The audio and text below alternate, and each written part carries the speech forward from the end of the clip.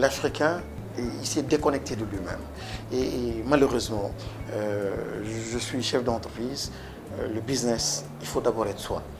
Le business, il faut d'abord être humain, au sens d'être audacieux, au sens de comprendre qu'on est consubstantiellement lié au risque, au sens de comprendre qu'il faut respecter l'ordinaire, et c'est à partir de l'ordinaire qu'on innove, au sens en fait de ne jamais se détourner des autres, de ne jamais se détourner de ce que l'on maîtrise, de son agriculture, de sa pêche, de ses femmes. Lorsqu'on n'arrive plus à observer tout cela et à avoir un sens, et à partir de là créer de la richesse, on est déconnecté, on ne peut plus créer.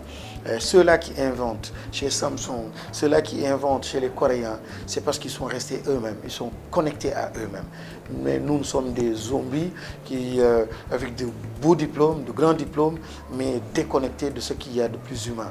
Et il faut absolument revenir, ce retour à soi-même, ce retour vers soi-même et cette connexion à soi avant même de parler du numérique ou du développement durable, et ainsi de suite.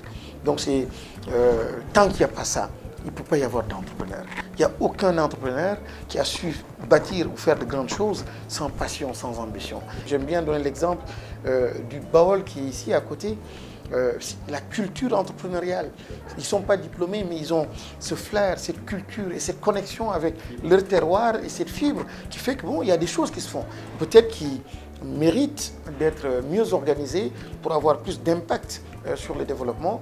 Mais en tout cas, la chose est là. Et je pense que c'est dans ce sens-là que nous devons aller.